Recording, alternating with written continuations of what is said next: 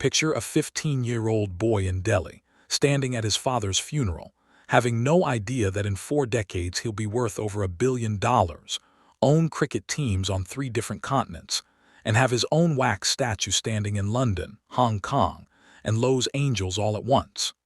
Nobody watching that grieving teenager in 1981 could have predicted where this story goes. And that really is the whole point of Shah Rukh Khan's life. Almost nothing about it was inevitable. He built every single piece of it himself, out of loss, out of stubbornness, and out of a level of charm that, frankly, still doesn't have a fully satisfying explanation. This is his complete story. He was born Shah Rukh Khan on November 2, 1965 in New Delhi, into a household that was comfortable but far from wealthy. The family lived in the Rajendra Nagar neighborhood, in rented apartments, at times running small ventures like a restaurant just to keep things afloat. His father, Mirtaj Mohammad Khan, had been a genuine freedom fighter in India's independence movement decades earlier, and traced his family roots back to Peshawar, in present-day Pakistan. A Pashtun heritage Khan has referenced with visible pride throughout his life, in a way that tells you something about how deeply identity and ancestry matter to him, even after becoming one of the most famous faces on earth. His mother, Latif Fatima, worked as a magistrate and social worker from Hyderabad. He has one older sister, Shahnaz Lala Rukh, who remains close to him to this day. Here's an interesting thing worth pausing on. Nothing about young Shah Rukh's childhood screams future movie star. At St. Columba's School in Delhi, he's known far more for hockey than for drama, good enough, in fact, to captain the school team, an athletic seriousness that, decades later, still shows up in how comfortable he looks doing his own physically demanding fight choreography well into his 50s. He does theater too, sure, but it's one interest among several, not an obsessive calling. If you told his classmates that this hockey-playing, reasonably popular kid would one day be called the King of Bollywood, most of them probably would have laughed. Then in 1981, everything shifts. His father dies. Shah Rukh is only 15. And a decade later, in 1991, his mother dies too, meaning by the age of 25, he has lost both parents entirely, with essentially no built-in family safety net back in Delhi. This is worth sitting with for a second, because it's genuinely the hinge point of his entire life story. In interview after interview over the following decades, Khan has been remarkably candid that leaving Delhi for Bombay wasn't some grand, confident career plan. It was, in his own words, closer to running from grief, throwing himself somewhere entirely new because staying still with that much pain felt unbearable. Whatever your read on that psychologically, the practical result is undeniable. It's precisely this devastating loss that pushes him toward the career that would define the rest of his life.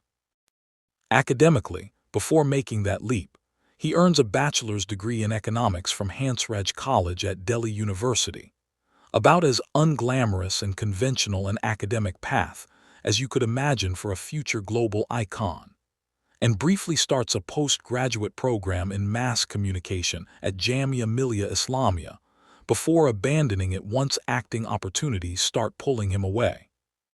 During these years, he trained seriously under theater director Bari John, part of the Theater Action Group, building the raw stagecraft that would eventually translate onto television, and then film.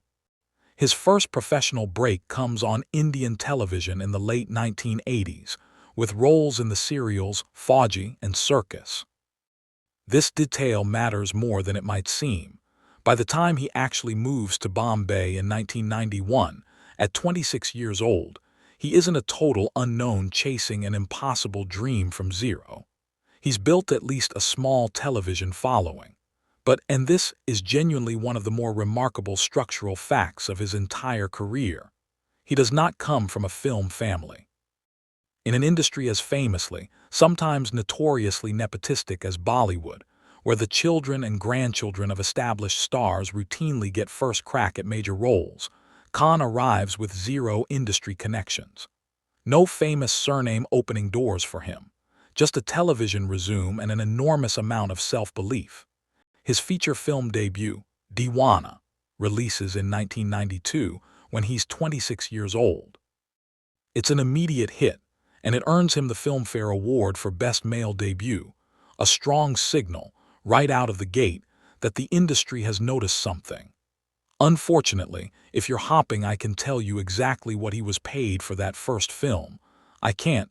That specific figure was never made reliably public, and I'd rather admit that gap honestly than make up a number to sound complete. What we do know is that, unlike the wealthy legacy stars around him, Khan was genuinely dependent on these early paychecks. There was no family fortune underwriting his early Bombay years. Now here's where his career gets genuinely interesting from an analytical standpoint, and it's a decision that, looking back, seems almost recklessly bold for a new actor trying to build momentum. Instead of chasing safe, likable romantic hero roles, the obvious move for a handsome newcomer, Khan spends his first couple of years deliberately playing villains. In Bazigar, 1993, he's a cold, calculating figure willing to manipulate and even kill. In Dar, 1993, he plays an obsessive, genuinely disturbing stalker. Think about how counterintuitive that is. Most young leading men in any film industry are terrified of alienating audiences before they've even established a fan base. Khan does the opposite, betting that audiences will respond to complexity and intensity rather than simple likability. It's a legitimately unusual gamble, and it pays off, cementing him early on as an actor willing to take real risks rather than coast on looks alone. Then, in 1995, comes the single film that changes absolutely everything, Dilwale Dulhania Le Jayenge, universally shortened to DDLJ. It's a sweeping love story about two young Indians who meet abroad in Europe and fall for each other, only to run into the wall of family expectation and tradition once they return home. On paper, that's a fairly standard romantic premise. In execution, paired with an electric on-screen chemistry between Khan and actress Kajol, it becomes something closer to a cultural event than a movie. Here's a genuinely staggering fact for context. The film played continuously at a single Mumbai theater, Maratha Mandir, for well over 2 decades after its original release. Think about that for a second. That's not a hit movie. That's closer to a religious pilgrimage site with a screen attached. The role instantly rebrands Khan, wiping away the villain era almost entirely from the popular imagination and turning him overnight into the king of romance. From here, his career becomes one of the most sustained runs of stardom that Indian cinema, or arguably any national film industry, has ever produced. Dil to Pagal Hai, 1997. Kuch Kuch Hota Hai, 1998, reuniting with Kajol again. Devdas, 2002. A lavish, tragic adaptation of a Bengali literary classic that shows a much darker, more restrained side of his range than his romantic comedy image usually allows. Swads, 2004, which Khan himself has repeatedly named as one of his personal favorites, a quieter, socially conscious film about a NASA scientist reconnecting with rural India, precisely because it's so far removed from his typical persona. And Chakda, India, 2007, where he plays a disgraced hockey coach redeeming himself by leading the Indian women's national team to glory, a role that lands with extra weight once you remember that teenage hockey captaincy at St. Columba's. Most critics consider this one of the 2 or 3 best performances of his entire career. If you ask which of his films is genuinely the best, you'll get different answers depending on what you're measuring. For sheer cultural impact and historical importance, nothing touches DDLJ. It's the film that defines an entire era of Bollywood romance. For pure acting craft, most serious critics point to Swads or Chakda, India, where Khan strips away his movie star charisma almost entirely to disappear into a character. Devdas gets cited for sheer tragic intensity. My honest read, watching how each of these films actually holds up, DDLJ matters more historically, but Chakda, India is the better piece of acting, the difference between a star giving a beloved performance and an actor genuinely disappearing into a role. Throughout these decades, he builds legendary on-screen partnerships beyond Kajol 2, Juhi Chawla, Madhuri Dixit, Rani Mukherjee, Preeti Zinta, Aishwarya Rai Bachchan, later Deepika Padukone and Kareena Kapoor, a roster that reads like a survey of Bollywood's greatest actresses across 3 separate decades. He also becomes one-third of what Indian media has permanently dubbed the Three Khans era, alongside Aamir Khan and Salman Khan, 3 unrelated actors sharing a surname who, between them, dominate Hindi cinema box office charts for roughly 30 straight years, a level of sustained, overlapping commercial dominance that has genuinely no real parallel anywhere else in world cinema. His relationship with Salman, in particular, has cycled through very public falling-outs and reconciliations that Indian entertainment press has tracked with the intensity most countries reserve for actual political rivalries. It hasn't all been smooth, either, and it's worth being honest about that. In 2012, a heated altercation with security staff at Wankhede Stadium in Mumbai, reportedly over children being allowed onto the field after a match, results in a multi-year stadium ban, a genuinely unusual black mark for a star known otherwise for his warmth. In 2015, comments he made about rising religious intolerance in India trigger a significant political backlash, with some public figures accusing him of being unpatriotic, forcing him into damage control mode for weeks. These moments matter for an honest account of his career. They're reminders that being the most beloved man in a country of over 1 billion people doesn't mean being immune to controversy. His acting keeps earning fresh recognition well into his 60s. In 2025, he wins the National Film Award for Best Actor for Jawan, sharing the honor with Vikrant Massey, a particularly meaningful award given it comes from the government's official film body, not just popularity-driven audience awards, decades after he first became a star. Across his career, he now holds 14 Filmfare Awards total, including a record 8 for Best Actor. India awarded him the Padma Shri in 2005. France has honored him twice, the Ordre des Arts et des Lettres in 2007, then the full Legion of Honor later. In 2025, the Locarno Film Festival in Switzerland gives him its Pardo Lifetime Achievement Award, a rare nod from European film institutions that historically pay Bollywood less attention than its scale probably warrants. In 2019, La Trobe University in Melbourne awards him an honorary Doctor of Letters specifically for his humanitarian work.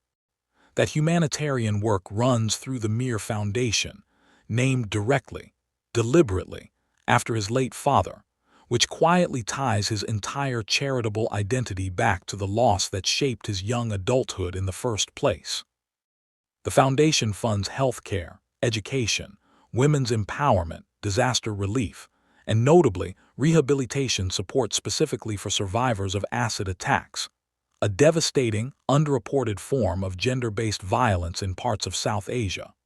During COVID-19, his personal contributions to pandemic relief reportedly exceed 15 crore rupees, alongside converting production facilities into quarantine centers during the crisis's worst stretch. Now the part you specifically asked about, because it genuinely deserves more attention than a passing mention, his cricket empire. Everyone knows Khan owns the Kolkata Knight Riders in the IPL, purchased back in 2008 for roughly $75 million alongside co-owners Juhi Chawla and her husband Jay Mehta, with Khan holding the majority stake through Red Chillies Entertainment. KKR has won the IPL title 3 separate times, 2012, 2014, and 2024, making it one of the most successful and valuable franchises in the entire league, with a brand value north of $200 million. But here's what a lot of people miss. KKR isn't the only team. Khan's Knight Riders group has built out an actual global cricket empire. There's the Trinbago Knight Riders, competing in the Caribbean Premier League in Trinidad and Tobago, which he acquired in 2015, and which won a title practically the moment he took over. There's a Trinbago women's team too, part of the Women's Caribbean Premier League, the first women's cricket team Khan has ever owned. There's the Abu Dhabi Knight Riders, competing in the UAE's International League T20. And there's the Los Angeles Knight Riders, playing in America's Major League Cricket, a league so new it only launched in 2023. And remarkably, the Knight Riders Group recently became the first major T20 cricket franchise anywhere in the world to actually own its own stadium, built in the Los Angeles area. Add it all up, and Shah Rukh Khan isn't just a Bollywood actor with a cricket hobby. He's built a legitimate multinational sports ownership group spanning 4 countries and 3 continents, something almost no other entertainment figure on the planet, in any industry, can claim. His business interests extend well past cricket too. Red Chillies Entertainment, the production company he founded with his wife in 2002, has grown into one of India's leading film studios, complete with its own respected visual effects division working across the industry, not just Khan's own projects. His endorsement deal with Swiss watchmaker Tag Heuer has run continuously since 2003, over 2 decades of brand loyalty in an industry where celebrity endorsements typically churn every few years. Between the film career, the production company, the multinational cricket empire, and the advertising portfolio, Khan crosses into billionaire territory by late 2025, with an estimated net worth around $1.4 billion in 2026, making him, by most credible measures, the wealthiest working actor anywhere on Earth. And now, finally, the part you specifically wanted more on, his marriage, and the love story behind it, because it's genuinely one of the more romantic real-life stories in Indian celebrity culture, not just a footnote. He meets Gauri Chibber in the early 1980s at a party in Delhi when he's around 18 years old. By his own account in various interviews over the years, there's real, immediate mutual attraction from very early on, not a slow-burn arranged situation, but 2 teenagers genuinely drawn to each other. The complication is significant, though. Khan is Muslim, Gauri comes from a Hindu family, and in that era and cultural context, an interfaith relationship carried real friction, family resistance, and social risk. They date for years anyway, through his uncertain early career and his personal grief over losing both parents, with Gauri reportedly being one of the steadying presences through that entire turbulent period of loss and reinvention. They finally marry on October 25, 1991, in a Hindu ceremony, and over more than 3 decades since, their marriage has become one of the most publicly admired symbols in Indian culture of an interfaith relationship built on genuine mutual respect rather than compromise or concession. A real rarity for a celebrity marriage to survive not just decades of tabloid scrutiny, but the specific cultural pressure that comes with crossing religious lines in India. Gauri isn't simply the actor's wife in this story. Either she's built her own substantial, independent career as a film producer and a widely respected interior designer, frequently collaborating with Khan professionally through Red Chillies Entertainment while maintaining a clearly distinct professional identity of her own, something that matters given how easily famous men's wives get flattened into background characters in these kinds of biographical stories. Together, they have 3 children, their eldest son Aryan, born in 1997, daughter Suhana, born in 2000, and their youngest son Abram, born in 2013 via surrogate pregnancy, a decision the couple discussed with unusual openness in Indian media, given how comparatively taboo public conversations about fertility and surrogacy can still be there. The family lives together in Mumbai in a large seaside residence called Manat, a name meaning something close to a vow or a prayer of hope, which has become such a landmark that fans still gather outside regularly. Decades later, Hopping Khan will step onto his balcony to wave. That family stability faced a genuinely serious test in 2021, when Aryan was arrested in a highly publicized narcotics raid, triggering weeks of invasive, relentless national media coverage. He spends nearly a month in custody before being released on bail, and is eventually, after prolonged proceedings, cleared of all charges entirely. Khan has spoken only sparingly about it since, understandably protective of his son, though by most outside accounts, it ranks among the most genuinely difficult stretches of his adult life, arguably rivaling the emotional weight of losing his own parents decades earlier. Away from the boardroom, the film sets, and the family hardships, those who know Khan describe someone whose personality has, remarkably, stayed largely intact despite more than 3 decades of near-constant global adulation. Sharp, self-deprecating wit, genuine humility, and a set of personal interests tracing directly back to his Delhi childhood. Cricket, obviously, given the ownership empire, but also his old love of hockey, serious reading habits, a fondness for collecting gadgets and technology, and a detail that surprises people meeting him for the first time, a genuine enthusiasm for video games well into his 60s, which he cited more than once as one of his preferred ways to decompress from an exhausting shooting schedule. He's spoken warmly about his relationship with Indian cinema legend Dilip Kumar, describing him almost as a father figure, a bond made more resonant by their shared Peshawar ancestry. In 2017, he delivers a TED Talk in Vancouver. He's attended New York's Met Gala. He's been immortalized in wax at multiple Madame Tussauds locations worldwide, a distinction relatively few actors outside the Hollywood studio system ever receive. His physical resilience deserves a mention too. Over 3+ decades of demanding dance choreography and action sequences, he's quietly endured serious shoulder and knee injuries requiring multiple surgeries, along with a heart procedure in the early 2020s that briefly worried fans across the entire country. And every single time, he's returned directly back to work, still performing his own elaborate stunts and dance routines well into his 50s. A level of physical discipline that traces straight back to that hockey-playing schoolboy in Delhi. Now 60 years old, he's preparing for the release of King in 2026, a genuinely 3-generation family project. Daughter Suhana making her feature film acting debut alongside him for the first time, son Aryan working behind the camera on the production side. Reports suggest he may finally take an extended acting break after this release, prioritizing health and family after 35+ years of relentless work. Given his well-documented pattern of returning to the screen the moment anyone assumes he's slowing down, though I wouldn't bet heavily on that break lasting very long.